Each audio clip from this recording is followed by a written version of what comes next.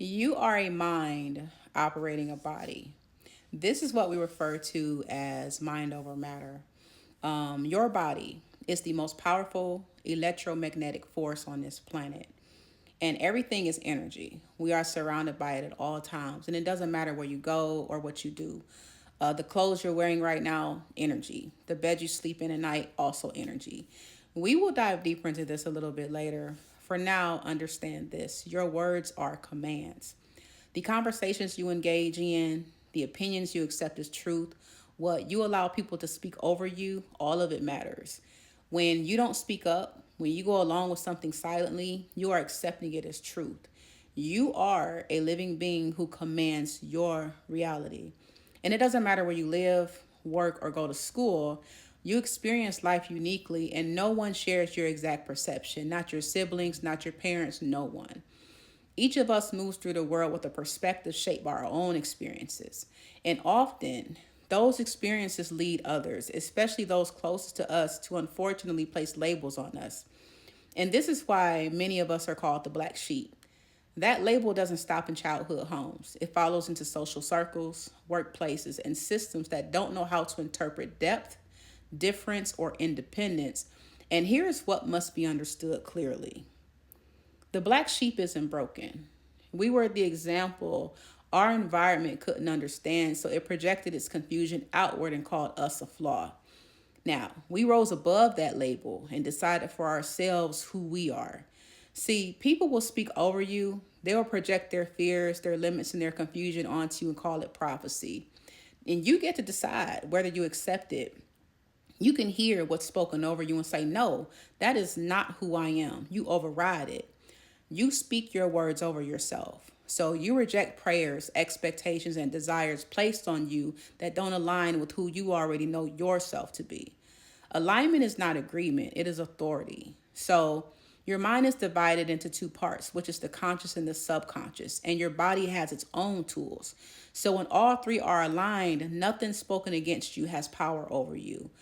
And as we know, our bodies have five primary tools, commonly referred to as the five senses.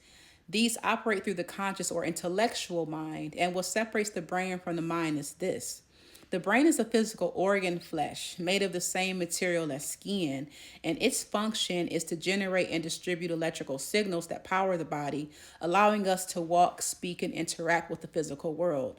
The mind, on the other hand, is not the brain. When the body departs, the brain departs with it, but the mind does not originate there. The subconscious governs the internal system of the body, including the heart. That is why belief cannot live only in the thought, it must be embodied fully. What you accept in the mind must be agreed upon by the heart for it to take root. The subconscious knows who you are before the blueprint is ever laid out. As we know, it takes roughly 280 days for the physical body to fully develop. And during that entire process, the conscious mind does not yet exist. The subconscious is the originator. It has been present from the very beginning.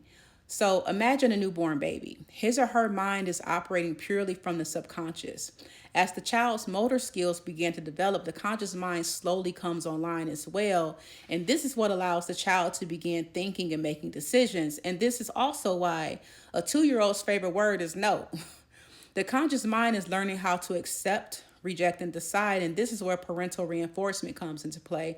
Because while the subconscious already knows the blueprint, the conscious mind is learning how to navigate choice within the world. And by the time a child develops into a teenager, a young adult, and then into full adulthood, the conscious mind has been molded by its environment. And you now have the ability to decide without limits or restrictions. So it doesn't matter your ethnic background, beliefs, or native tongue. Everything is first logged into the subconscious, which is the programming you are currently operating from.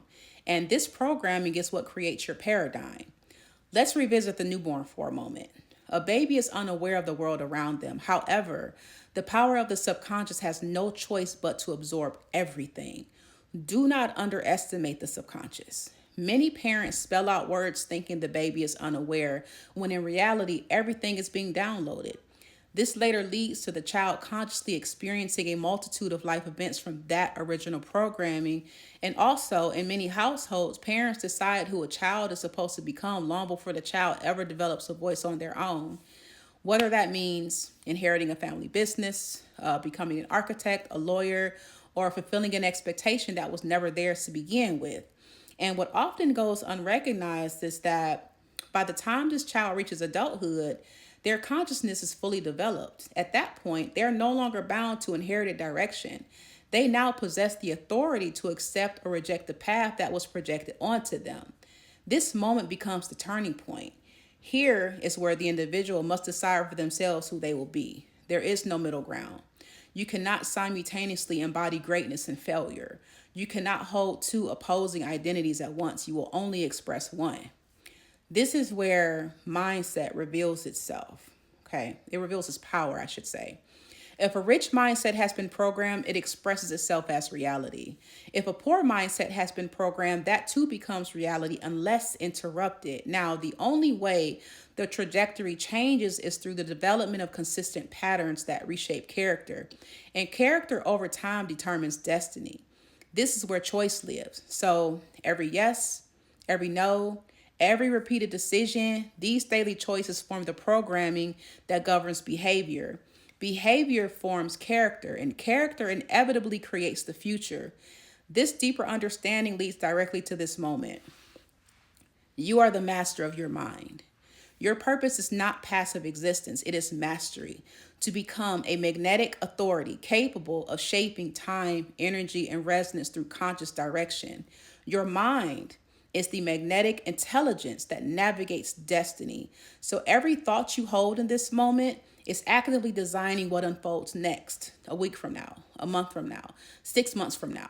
You are not waiting on the future, you are thinking it into form. The moment you place the mind ahead of the body, direction is established. Your mind is connected to higher faculties as living activity. These faculties are not foreign. They are already familiar. They express themselves as perception, will, imagination, memory, intuition, and reason. When understood and directed, they become the instruments through which destiny is shaped rather than reacted to. And out of the six higher faculties, imagination and intuition outrank the rest. They are the literal dominant forces behind life change. Words are not just expressions, they are commands. And when repeated, they become laws and they harden into fact. So not only what is spoken, but what is written reinforces these laws. They enforce reality itself, as above, so below. What you hold in the unseen manifests in the seen. Everything exists in polarity as an opposite. Energy is indestructible. It cannot be destroyed, only transformed from one form into another. What you think, speak, and write determines how that energy moves, where it flows, and what it becomes. Now, earlier, we touched briefly on what happens when a physical body departs this earthly vessel. When the body returns to dust, the brain returns with it, but the mind does not die. The mind is energy. And like I mentioned, energy cannot be destroyed. So this is why throughout life, you may encounter people, places, sounds, images, or even a sudden shift in the air that remind you of someone who has passed on. That recognition is not imagination, it is resonance. Their energy is still very present, still interacting, still part of the field that you exist within. Understand this clearly. You are not fragile. You are powerful. Your mind is not separate from infinite intelligence. It is a duplicate of it, a living interface, which means you are never placed on this earth to beg for outcomes, to plead for circumstances, or to wait helplessly for change. You are here to create, to command, to bring form into existence. Creation always begins the same way, with thought. So everything you can physically see with your eyes today is the result of someone else's thought made visible, which is why the way you speak matters, why you speak in present terms, why fulfillment and completion are laws and not wishes.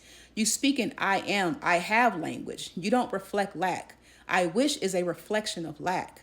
You must identify as what you desire to be. And as we know, desires begin in the heart and then reflect outwardly. Change your situation. Your subconscious is the gateway. It is a muscle that must be strengthened, constructed, and conditioned. The only way this is done is through repetition, through discipline, and through internal reprogramming. This is the same process used to program paradigms. What you speak, how you think, not only about yourself, but about the world around you, directly determines what your subconscious produces and projects as your reality. Understand this clearly. The subconscious is never combative.